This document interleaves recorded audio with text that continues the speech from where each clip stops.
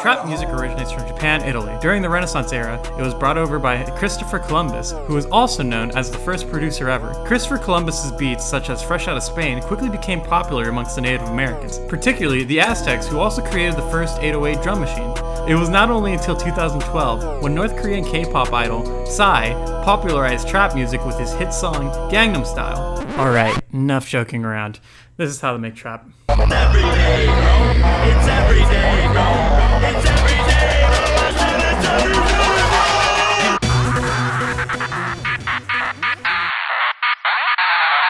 day. Okay, look, I'm a farmer and I make beats for a living. But I gotta make one thing clear. I may know all about this stuff, but I'm not a rapper. What? Also, this genre is ridiculously easy. Just 3 things that really make it sound trappy, hip-hoppy. Like, if you do these 3 things in any production, it will sound like you're making a hip-hop track. 1, snare or any percussive instrument on the 3rd part of the beat.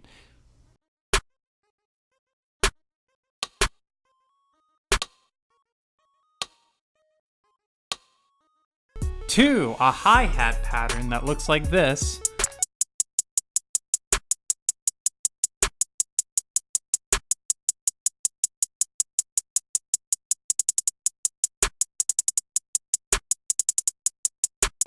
3, 808s and saturation.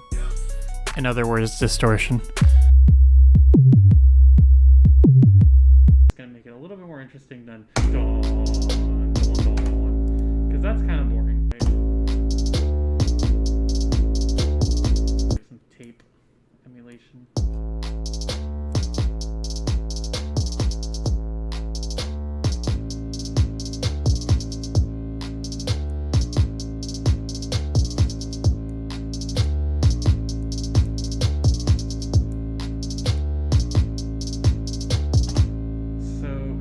That down. This is basically the most generic trap beat down. Like, this is basically the fundamentals for a trap beat without the melody or the chords. Not that you really need chords for a trap beat, but like you could easily get somebody to rap over this if they really wanted to. That's why in a lot of EDM-y bro sounding stuff, you'll hear a trap break sometimes, since all it is really just a signature hi-hat pattern with a percussive instrument on the 3rd part of the beat. Halfway through, there's this little break.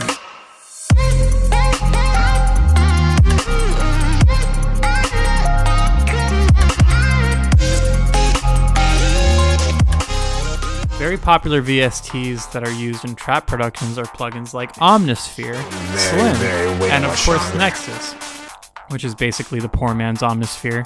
Also, I've seen Guitar Rig in some productions, so let's add that too. And of course, this isn't counting other external auto-tune plugins, since we're not doing that today. If we were to go out and buy all those plugins, it would add up to a grand total of $1105.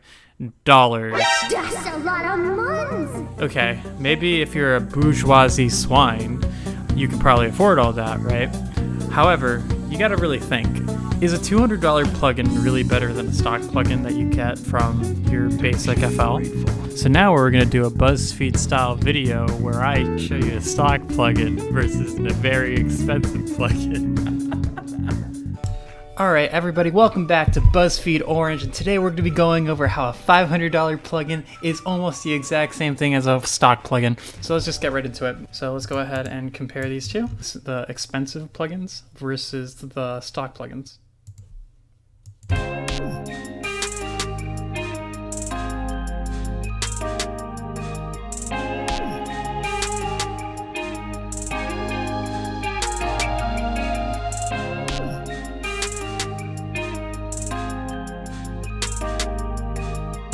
Now we're going to take a look at what it sounds like with stock plugins.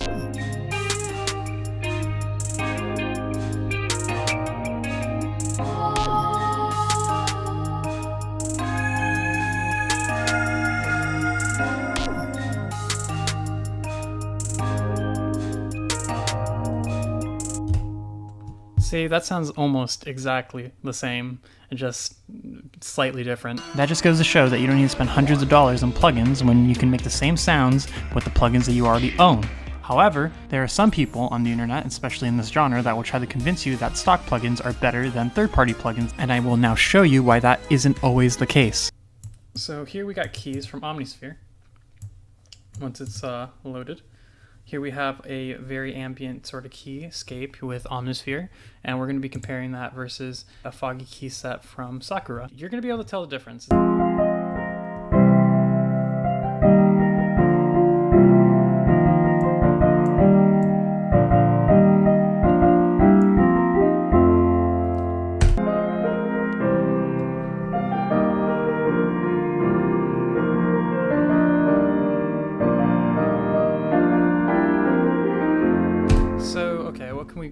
What can we take out of this? The difference between why this case where Omnisphere would totally beat Sakura is because we have all these options in Omnisphere to adjust the timbre, add filters and envelopes, and add LFOs, versus over here where we can only have this amount of modulation settings in Sakura versus in Omnisphere where we have all this. And not only that, the effects rack is a lot more elaborate in Omnisphere in this VST versus in Sakura where you only have reverb, chorus, and delay.